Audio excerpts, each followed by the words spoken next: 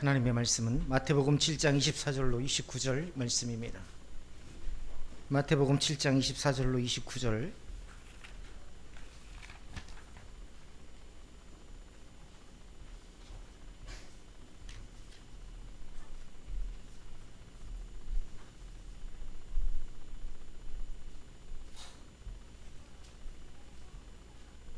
우리 한 절씩 교독해 올리겠습니다. 24절로 29절입니다.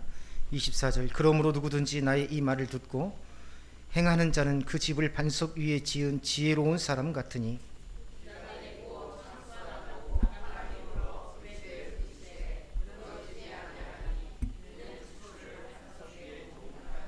나의 이 말을 듣고 행하지 아니하는 자는 그 집을 모래 위에 지은 어리석은 사람 같으니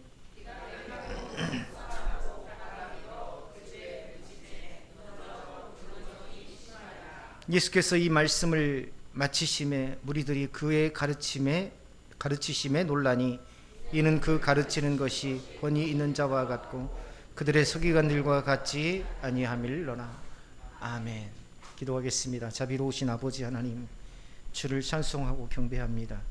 오늘 또 사랑하는 동역자들과 더불어 주의 말씀을 나눌 수 있도록 인도하시니 감사를 드립니다. 부족한 종의 모습은 감추이시고 오직 십자가에 못 박히신 예수 그리스도만이 경험되는 복된 시간이 되게 하여 주옵소서. 이 시간 질병으로 인해서 고통받으며 투병 중에도 믿음을 붙잡고 있는 귀한 동역자들, 하나님께서 일일이 그들의 육체 가운데에 아버지 하나님 안수하여 주셔서 아버지 하나님 고통 속에서도 주님을 붙잡는 그 믿음으로 이길 수 있도록 인도하여 주옵시고 하나님의 선하신 뜻과 목적하신 모든 바가 땅에 떨어지지 아니하고 다 이루어지게 하여 주옵소서. 출타 중인 동역자들도 있습니다. 하나님께서 기억하시고 그들의 삶에 아버지 하나님 주님의 그 크신 은혜와 영광이 항상 충만하게 하여 주옵소서. 예수님의 이름으로 기도드리옵나이다. 아멘. 오늘 다섯째 주에서 코람데오 찬양팀의 리더인 양희수 학생이 찬양을 인도했습니다. 오늘 우리 아이들이 미국 가 있는 아이들이 있어서 많은 보컬들이 서지 못했음에도 불구하고 그래도 최선을 다해서 찬양을 인도하는 모습을 보며 참 가슴이 뭉클했는데, 리더의 자리는 힘듦을 알면서도 십자가를 향해서 묵묵히 걸어가신 예수님처럼 굳은 믿음으로 감당하는 자리가 바로 리더의 자리입니다. 저는 이번에 강신우 집사님과 김순환 집사님, 이 두 분의 바보 같은 분들이 오셔서 참 감사하다, 그런 생각을 했습니다. 바보 같은 목사를 위해서 바보 같은 두 분을 보내주시는, 자기를 자랑하지 않고 찬양하며 기도하며 눈물을 쏟는 분들, 일하다가도 누군가 교회 이야기를 하면서 눈물을 흘리는 그런 분들, 바로 그런 분들이 우리 교회의 동역자가 되고 있다는 것, 참 감사한 일이다. 우리 모든 동역자들이 다 그렇습니다. 다 그래요. 부족한 목사를 만나서 닮아서 그런지 전부 다 눈물이 많습니다. 우리 전도사님도 그렇고요.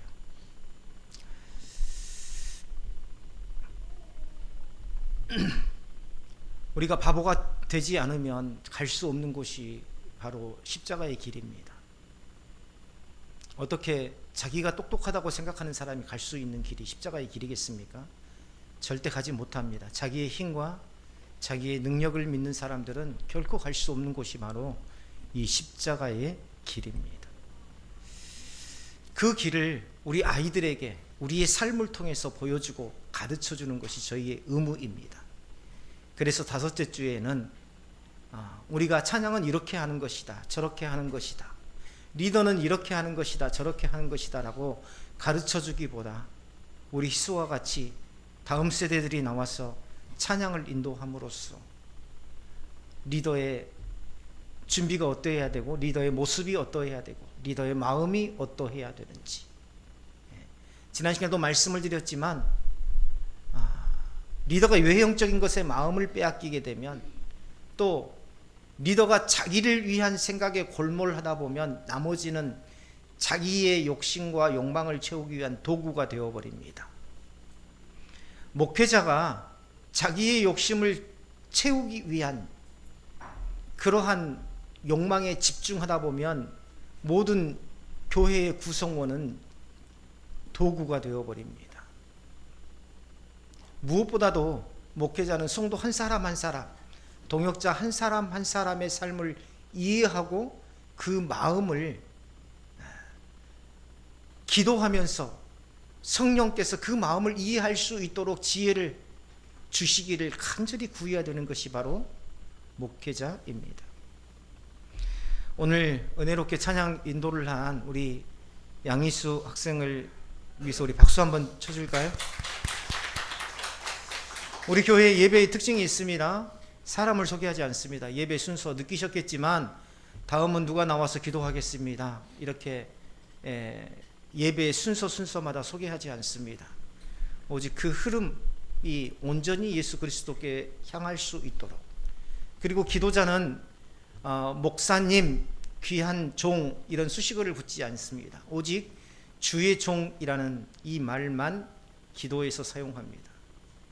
그리고 우리는 동역자라는 말을 사용합니다. 이 동역자라는 말을 사용하는 이유가 있어요. 왜냐하면 이 목사도 전도사도 우리 모두는 다 주님의 양이고, 또한 우리는 모두 하나님의 나라를 함께 세워가는 동역을 하고 있다는 것을 말씀드리는 겁니다.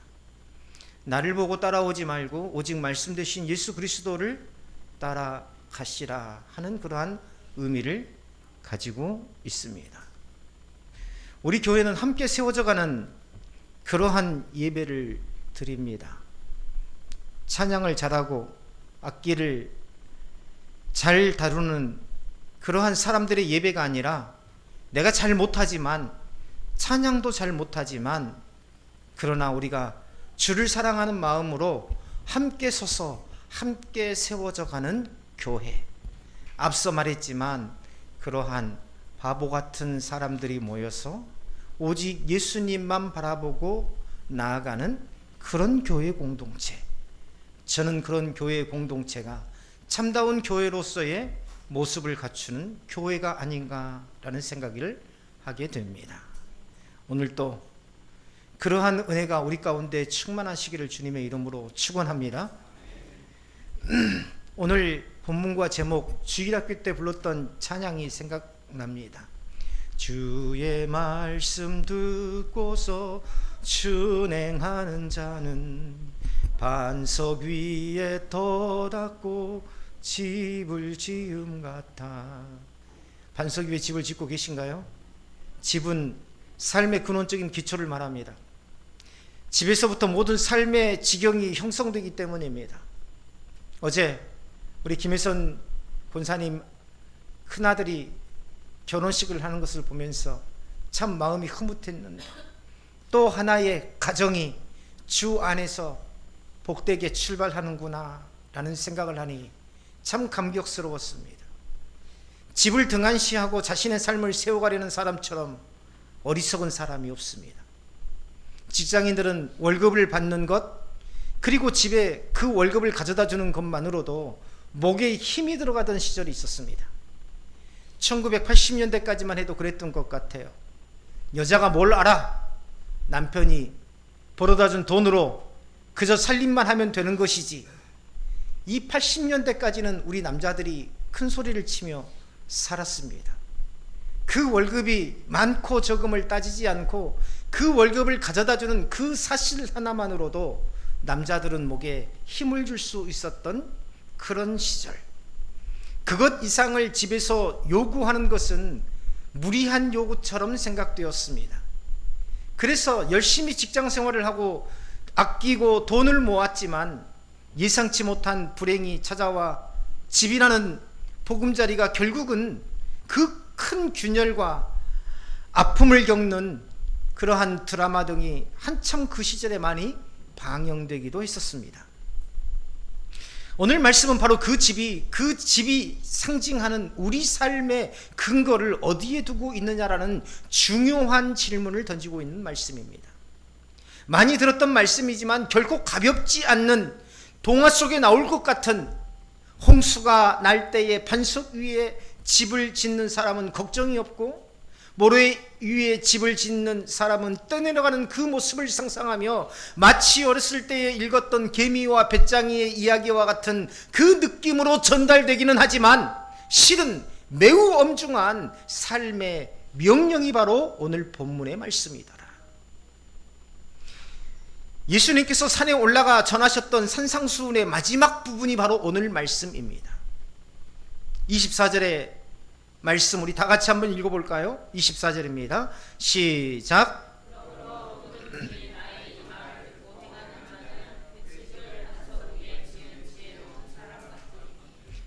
예수님께서는 단지 말씀을 듣는 것에서 끝나는 신앙을 기뻐하지 않으십니다.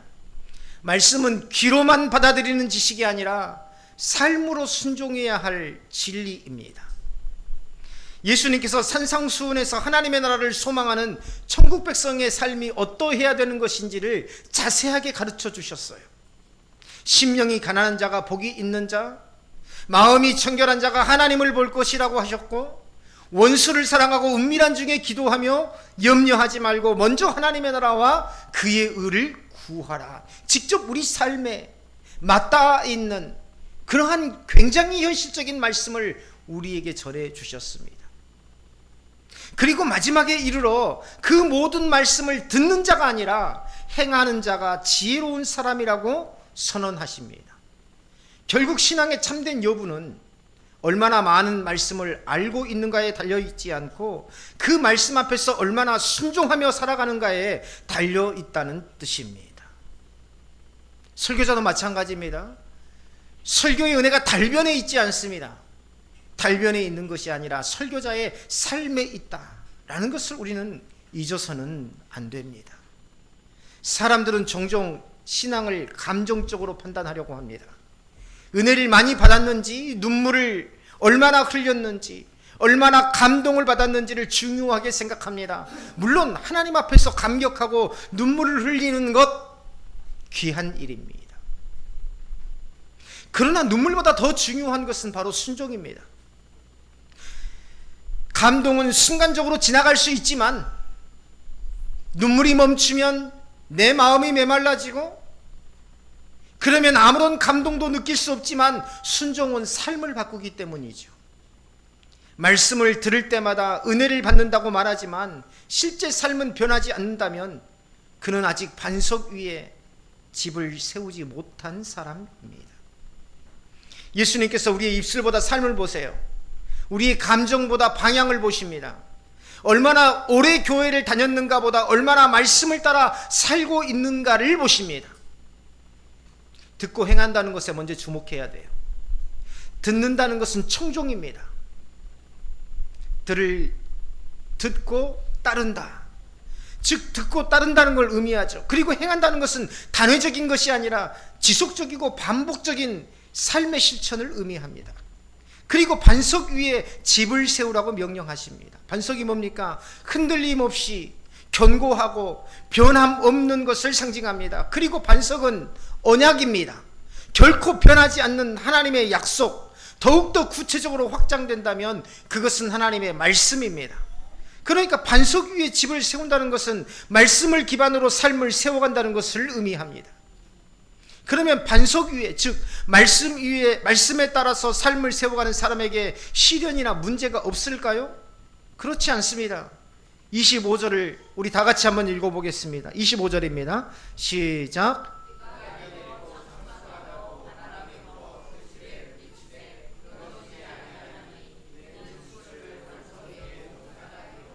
자, 이상하죠? 하나님의 말씀을 근거로 삶이 세워진다면 시련도 없어야 됩니다. 문제도 없어야 돼요. 그런 것들이 생기지 않아야 됩니다. 그런데 성경은 그렇게 말하지 않습니다. 우리는 거짓 선지자들이 전하는 메시지를 조심해야 됩니다. 내가 하나님의 대언자고 내가 전하는 말씀을 행하며 말씀대로 행하면 집안의 모든 근심거리가 사라진다고 말하는 자들, 그들의 감언 이설을 조심해야 됩니다. 성경은 하나님의 말씀을 근거로 삶을 세운 자도 시련이 있다는 것을 오늘 25절에서 분명히 이야기하고 있습니다.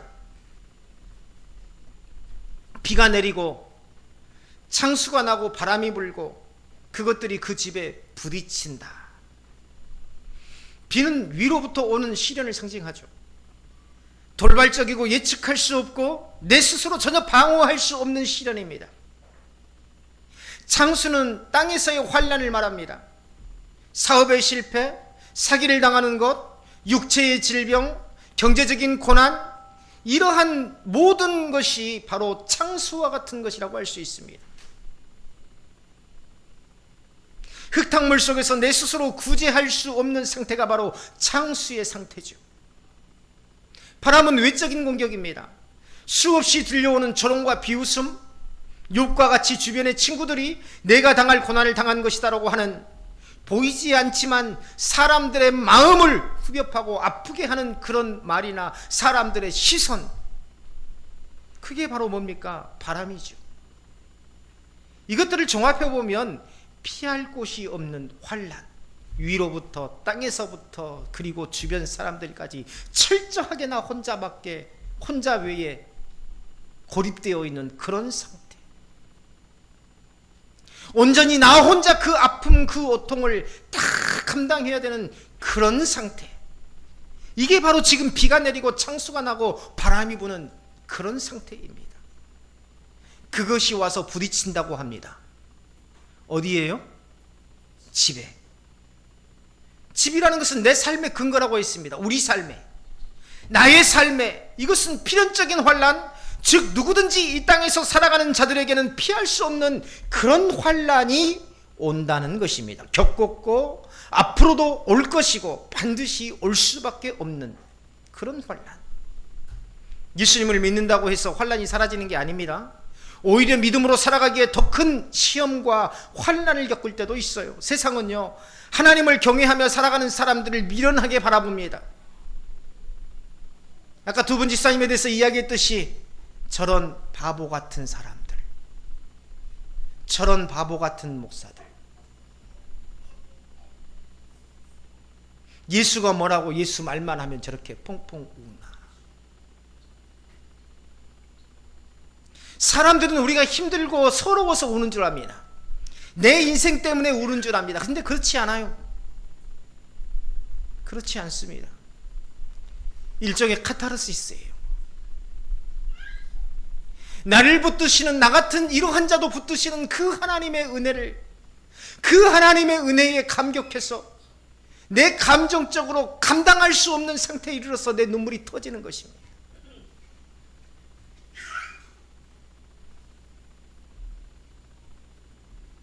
정직하게 살려고 할 때 손해를 보기도 하고, 말씀대로 살아가려고 할 때 세상의 조롱을 받기도 합니다. 때로는 이해할 수 없는 질병과 실패와 눈물이 찾아오기도 합니다. 그러나 주님께서는 그런 폭풍 속에서도 무너지지 않는 삶이 있다고 말씀하십니다. 오늘 말씀의 핵심이죠. 그 삶은 환경이 좋아서 견고한 것이 아니라 기초가 반석 위에 놓여 있기 때문에 견고한 것이라고 말씀하고 계세요. 강한 것은 부러지지 않기 때문에 강한 게 아닙니다. 부러지지 않기 때문에 강한 것입니다. 그 말이 그 말 아닙니까? 아니에요. 즉 그 강함의 근원이 무엇이냐의 문제라는 것이죠. 우리는 견고한 믿음이라고 하면 견고하고 단단한 이미지를 생각합니다. 투쟁의 이미지도 떠올릴 수 있습니다. 어떤 상황 속에서도 양보하지 않는 그 강인함, 그것이 믿음의 실제라고 생각합니다. 내가 지금 강하다고 생각할 때가 가장 위험한 때입니다. 내가 지금 무엇인가를 할 수 있다고 생각한 때가 가장 위험한 때예요. 왜요? 그때는 주님을 의지하지 않기 때문입니다. 그러나 성경에서 말하는 믿음은 그 자체가 내게 아니에요. 믿음조차도 내게로부터 생겨난 것이 아니라 택한 백성에게 하나님께서 주신 것이 믿음이라고 밝히고 있습니다.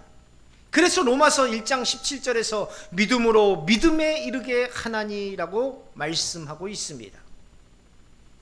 하나님께서 부어주시는, 하나님께서 믿어지도록 부어주시는 믿음을 근거로 우리의 믿음을 세워갈 수 있다는 것입니다.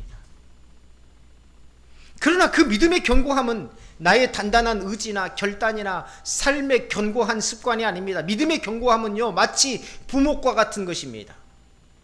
부러질 수밖에 없는 존재에게 농부이신 하나님이 결코 부러지지 않는 부목 하나를 대고 꽁꽁 동여서 메어 놓는 것, 우리는 그것을 언약이라고도 하고 그것을 말씀이라고도 합니다.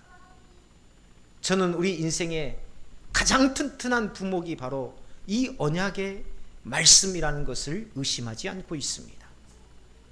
여기서 말하는 반석은 결국 예수 그리스도와 그분의 말씀입니다. 목사님, 반석이라는 말씀의 근거, 말씀이라는 근거가 어디에 있습니까? 무조건 말씀만 여기저기 대입하시는 것 아닙니까? 성경은요, 많은 분량의 내용을 담고 있지만 이 모든 이야기는 오직 한 분을 가리키고 있습니다. 그것은 바로 예수 그리스도이십니다. 그리고 예수님이 곧 말씀이라고 증거하고 있습니다. 바울은 고린도전서 3장 11절에서 이 닦아둔 것 외에 능히 다른 터를 닦아둘 자가 없으니 이 터는 곧 예수 그리스도라. 이 터는 곧 예수 그리스도라. 이렇게 말씀하고 있습니다. 우리의 신앙은 세상의 가치 위에 세워져서는 안 됩니다. 물질 위에 세워진 인생은 물질이 흔들릴 때 무너집니다. 사람 위에 세워진 인생은 사람이 떠날 때 무너집니다. 우리는 그걸 보고 있지 않습니까? 정권이 바뀔 때마다 그 정권의 가장 권력자를 의지하였던 사람들이 우수수 떨어져 나가는 그러한 상황들. 건강 위에 세워진 인생은 육체가 약해질 때 흔들립니다. 그러나 예수 그리스도 위에 세워진 인생은 흔들리지 않습니다.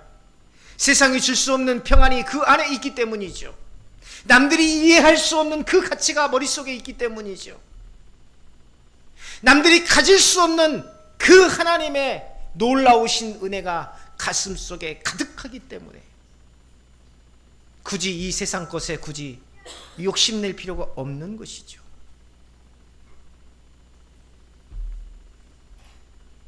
사람들은 겉으로 드러나는 화려함을 중요하게 여기지만 하나님께서는 보이지 않는 기초를 중요하게 여기십니다. 지금 우리 교회가 세워나가고자 하는 것은 바로 그거예요. 보이지 않는 기초.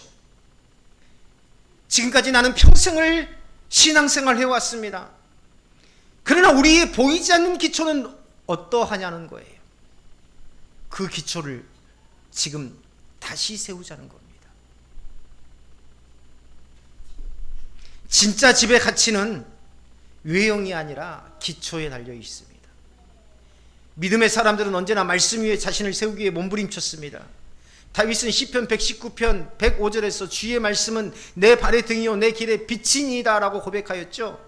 그는 왕이었지만 말씀 앞에 무릎 꿇는 사람이었습니다. 아니, 말씀 앞에 무릎 꿇는 사람이었기 때문에 주님께서 왕으로 세우신 것입니다.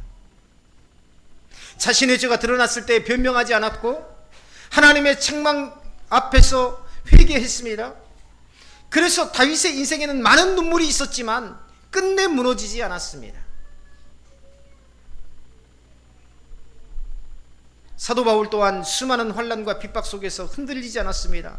감옥에 갇히고 매를 맞고 버림을 받아도 그는 예수 그리스도를 향한 믿음을 놓지 않았던 사람입니다. 그의 인생은 반석 위에 세워졌기 때문입니다. 저는 믿음과 현실에는 차이가 있다는 말에 동의할 수 없습니다. 믿음은 믿음이고 현실은 현실입니다. 목사님, 믿음과 현실은 차이가 있는 겁니다. 믿음은 곧 현실이어야 하고 현실은 믿음의 증거여야 합니다. 저는 저희 둘째 형님의 삶을 통해 믿음은 결코 현실과 분리되지 않는다는 것을 보아왔습니다. 저희 둘째 형님은 목회자는 아니지만 제가 어떤 목회자보다도 존경하는 분이에요. 제 신앙의 선배이기도 합니다. 평생을 목회자보다도 더 거룩한 삶을 사시고 하나님을 경외하는 삶을 일관되게 살아오신 분. 저희 둘째 형님은 목회자가 아니에요. 최근 요한계시록 단행본을 준비하고 있습니다. 평신도들이 쉽게 읽고 이해할 수 있는, 혼자서 읽고 혼자서 이해할 수 있고 요한계시록을 단지 예전에 이 세상의 종말을 예언한 책이 아니라 정말 환난과 핍박 가운데의 성도들을 향한 위로와 격려의 말씀을 주시는 그 말씀이라는 것을 모든 사람들이 읽고 이해할 수 있는 평신도를 위한 그런 요한계시록, 그 단행본을 지금 집필하고 있어요. 틈틈이 집필하고 있습니다. 평신도들이 쉽게 이해할 수 있는 단행본 약 400페이지 정도의 분량이 지금 집필하면서 다시 점검하고 있는 단계까지 이르렀습니다. 처음에는 형님과 저의 공동 명의로 출판을 할까 생각했는데 집필을 해나가면서 우리 형님의 이름으로 출판을 해야 되겠다는 생각을 했어요.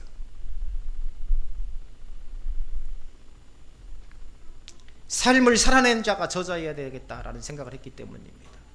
그 삶을 살아낸 자가 저자여야 한다.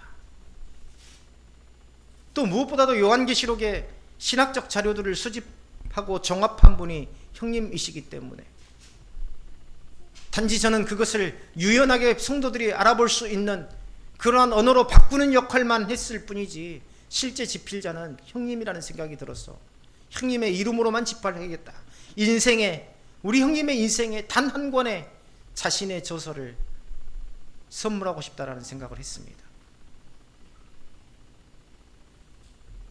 예수님께서는 말씀을 듣고도 행하지 않는 사람을 가리켜 그 집을 모래 위에 지은 어리석은 사람 같다라고 했습니다. 여기서 놀라운 점은요, 어리석은 사람도 집을 지었다는 사실입니다. 그는요 아무것도 하지 않는 사람이 아니에요.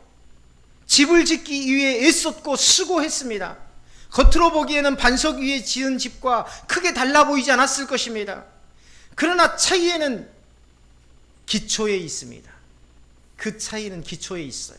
사람들이 보이지 않는 곳, 사람들의 눈에 띄지 않는 곳, 그곳에 차이가 있더라. 모두가 똑같은 집을 짓고 살아갑니다. 모두가 다 자기의 인생을 열심히 살아갑니다. 그러나 사람들이 보지 않는 그곳에 바로 차이가 있더라는 겁니다.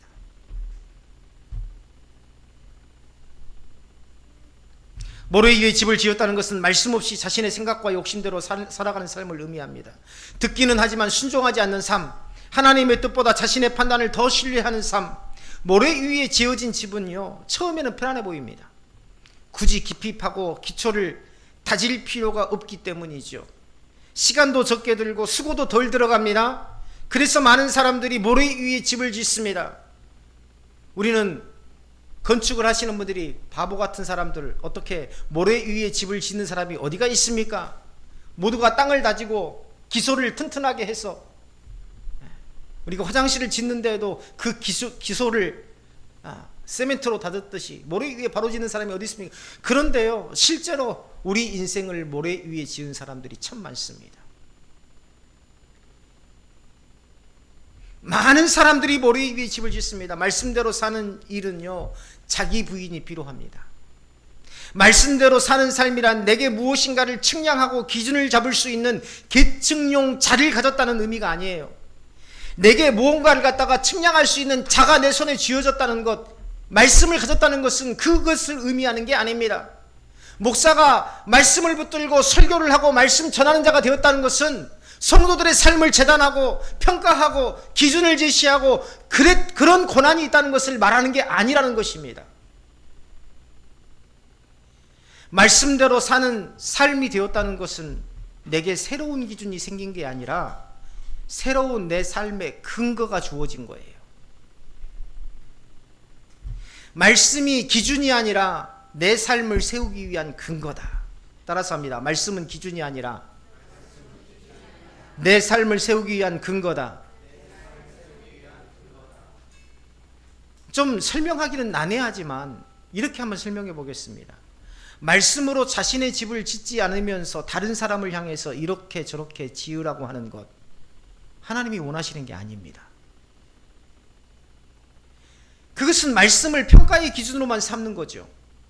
하나님이 말씀하시는 것은 먼저 너의 집을 지으라는 겁니다. 그리고 말씀을 기초로 지은 너의 집 자체가 다른 사람들이 집을 짓는 기준이 될 것이라는 거예요. 그런데 이 과정이 쉽지 않습니다. 왜요? 모든 말씀을 나에게 먼저 적용한다는 것은 결코 쉬운 일이 아니기 때문입니다.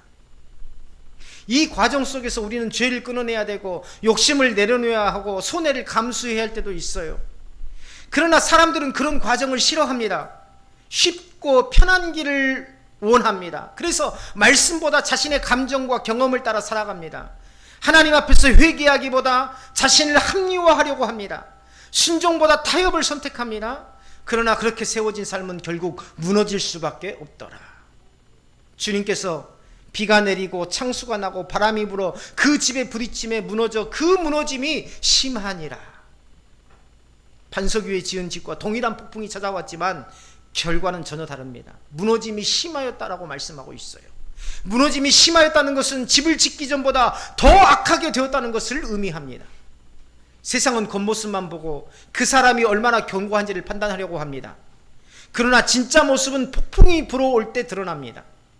평안할 때는 누구나 믿음이 있는 것처럼 보입니다. 그러나 고난이 찾아오고 이해할 수 없는 현실이 닥칠 때 그 사람의 기초가 무엇인지 드러나게 되더라. 어떤 사람은 어려움이 오면 하나님을 원망합니다. 자신의 기대와 다르다는 이유로 믿음을 버리기도 합니다. 교회를 떠나 말씀을 멀리합니다. 그동안 쌓아왔던 신앙이 한순간에 무너져 버립니다. 왜 그런 일이 일어납니까? 말씀 위에 자신을 세운 것이 아니라 감정 위에 세웠기 때문입니다. 환경이 좋아서 유지되던 신앙은 환경이 무너지면 함께 무너집니다. 사람에게 인정받던 기쁨으로 유지되던 신앙은 칭찬이 사라지면 식어져 버립니다. 그러나 말씀 위에 세워진 믿음은 다릅니다. 눈물 속에서도 하나님을 붙듭니다. 이해할 수 없는 현실 속에서도 하나님의 선하심을 신뢰합니다. 등산해 보셨을 거예요. 등산. 우리는 산에 올라가기 전에 사람을 만나고 산에 올라가면서 사람을 만나고 산에 올라가서 사람을 만납니다. 그런데 이상한 것은 산으로 올라갈수록 사람들의 말이 점점 줄어든다는 거예요. 저도 한때 산을 참 좋아해서 많이 산을 다녔습니다. 전국에 있는 산 거의 다 다녀봤어요. 그런데요, 제 경험입니다. 산에 올라가기 전에 사람을 만나면은요, 그 동네 사람들, 특히 나도 그 산에 올라가 봤어. 그 산이 뭐가 좋더라. 뭐를 조심해야 된다. 그런 신발 신으면 안 된다. 그런 옷 입으면 안 된다. 간식은 뭐가 좋다. 정말 여러 가지 이야기들이 많습니다. 그런데 산 중턱쯤에 올라가 보잖아요. 그러면 이제 숨이 차요. 서로 숨이 차요. 숨이 차고 힘들어서 산 중턱에 만난 사람들은요, 서로에 대해서 이러쿵저러쿵 말할 힘이 없습니다. 그저 서로를 독려하기 위한 격려의 말만 있을 뿐이죠. 힘내세요. 우리 정상에서 만납시다. 포기하지 마세요. 아마 산에 많이 올라간 경험이 있는 분들은 중턱에서 그런 분들을 많이 만났을 것입니다. 그리고요, 산 정상에 올라가 보면은요, 모두가 하나같이 축복의 말을 합니다. 모르는 사람에게 어서 오세요. 고생하셨습니다. 박수 쳐줍니다. 어서 오세요. 예전에 풍기 쪽에서 새벽 4시에 출발해서 소백산 정상까지, 비로봉까지 5시간 만에 올라갔습니다. 그 비로봉이 풍기 쪽에서 올라가는 길이 있고 단양 쪽에서 올라가는 길이 있는데, 단양 쪽에서 올라가는 길은 굉장히 완만합니다. 근데 풍기 쪽에서 올라가는 것은 거의 60도 각도예요. 네 발로 기어서 올라가야 돼요. 그런데 내려갈 때는 좀 편안하게 내려가려고 풍기 쪽 길을 올라가는 길로 택했는데, 올라가면서 너무 험해가지고 새벽 4시에 출발했는데 거의 한 5시간 걸려서 정상에 도착을 했습니다. 근데 올라가니까요, 사람들이 전부 다 그 비로봉에서 가지고 박수를 치는 거예요. 어서 오세요. 환영합니다. 어서 오세요. 거기에서는요, 그 사람이 무슨 신발을 신었는지, 무슨 옷을 입었는지, 그 사람이 남자인지 여자인지 그런 건 하나도 중요하지 않습니다. 중요한 것은 그가 정상에 올라왔다는 겁니다. 그리고 모두가 다 축하해 준다라는 겁니다. 사랑하는 동역자 여러분, 나는 산 밑에 있는 사람입니까? 중턱에 있는 사람입니까? 아니면 정상에 있는 사람입니까? 우리는 모두가 다 내가 정상에 있다고 생각해요. 나는 인생이 풍부하고 경험이 풍부하고 나는 배울 만큼 배웠고 나는 교회의 경륜도 굉장히 많고 나는 나름대로 직분도 있고 경험도 있고 그래서 나는 정상에 있는 사람이라고 생각하지만 그렇지 않습니다. 정상은 바로 내가 사용하는 언어가 무엇이냐에 따라서 결정돼요. 정상에서는 그가 신었던 신발, 그가 입은 옷, 그가 가지고 있는 물품, 이런 것들 하나도 중요하지 않습니다. 중요한 것은 우리가 함께 정상에 있다는 사실. 당신은 포기하지 않고 그럼에도 불구하고 끝까지 올라와 이곳에 함께 서 있다는 그 사실, 그거 하나만이 중요한 거예요. 나는 정상에 있습니까? 부디 우리 모든 동역자들이 이 정상에 있는 사람이 되시기를 주님의 이름으로 축원합니다. 욥은 하루아침에 모든 것을 잃어버렸습니다. 재산과 자녀와 건강까지 무너졌습니다. 그의 삶에는 거센 폭풍이 몰아쳤습니다. 그러나 그는 주신 이도 여호와시요 거두신 이도 여호와시니 여호와의 이름이 찬송을 받으실지어다라고 고백했습니다. 욥의 믿음은 환경 위에 세워진 믿음이 아니죠. 하나님 위에 세워진, 하나님을 믿는 그 믿음 위에 세워진 믿음이었습니다. 그래서 그는 무너지지 않았던 것입니다. 가족을 잃고 아내가 떠나고 모든 재산을 다 잃었지만, 친구들도 떠났지만 그는 무너지지 않았습니다. 눈물은 있었지만 절망으로 끝나지 않았더라. 우리는 종종 눈에 보이는 것에 속습니다. 크고 화려한 집을 부러워합니다. 사람들에게 인정받는 신앙을 부러워합니다. 그러나 하나님께서는 외형보다 중심을 보십니다. 얼마나 많은 사역을 했는가 보다, 얼마나 말씀에 순종했는가를 보십니다. 얼마나 사람들에게 존경받는가 보다 하나님 앞에서 진실한가를 보십니다. 바리새인들은 겉으로는 경건해 보였지만 말씀대로 살지 않았습니다.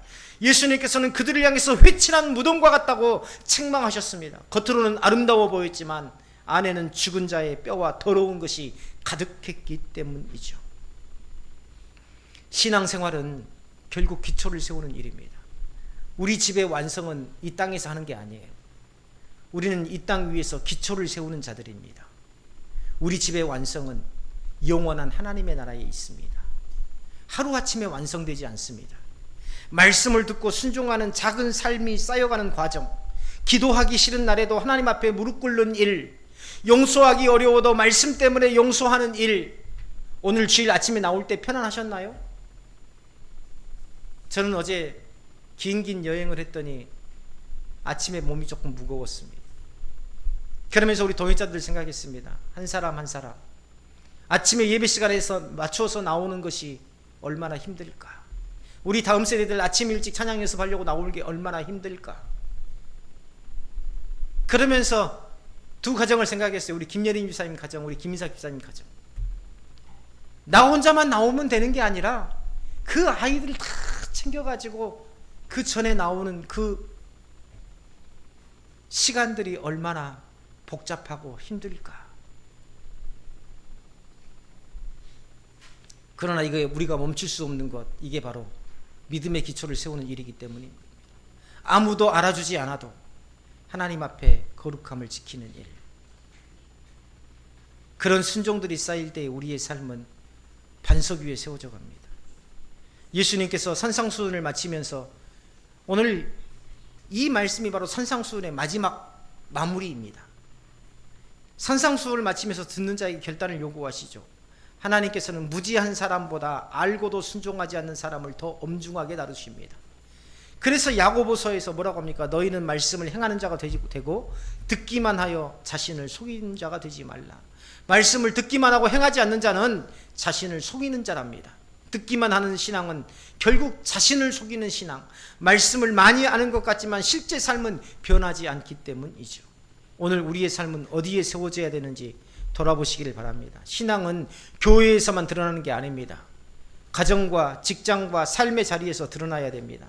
사람을 대하는 태도 속에서 드러나야 되고, 어려움을 만났을 때 어떤 선택을 하는가를 통해서 드러나게 됩니다. 말씀을 마칩니다. 인생에는 반드시 비와 창수와 바람이 찾아옵니다. 누구도 그것을 피할 수 없습니다. 그러나 어떤 사람은 무너지고 어떤 사람은 끝까지 서 있습니다. 차이는 기초에 있습니다. 말씀을 붙든 사람은 무너지지 않습니다. 하나님을 신뢰하는 사람은 끝내 버텨냅니다. 세상이 보기에는 약해 보여도 가장 견고한 사람이 말씀을 붙드는 사람입니다. 오늘 우리 모든 동역자분들이 그 말씀을 붙드시기를 주님의 이름으로 축원합니다. 우리 잠깐 기도하겠습니다. 하나님, 내 삶에 말씀을 붙들게 하옵소서.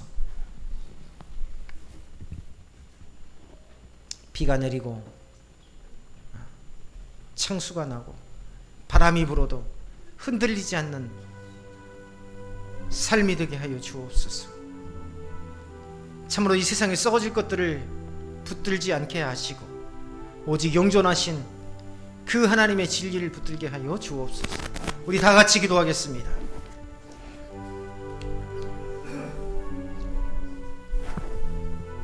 아버지 주님,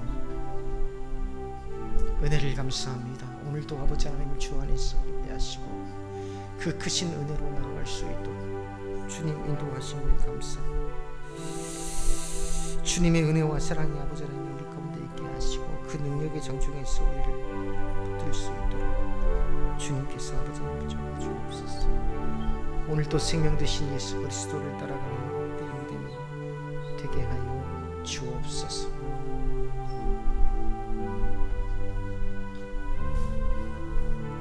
말씀을 듣는 데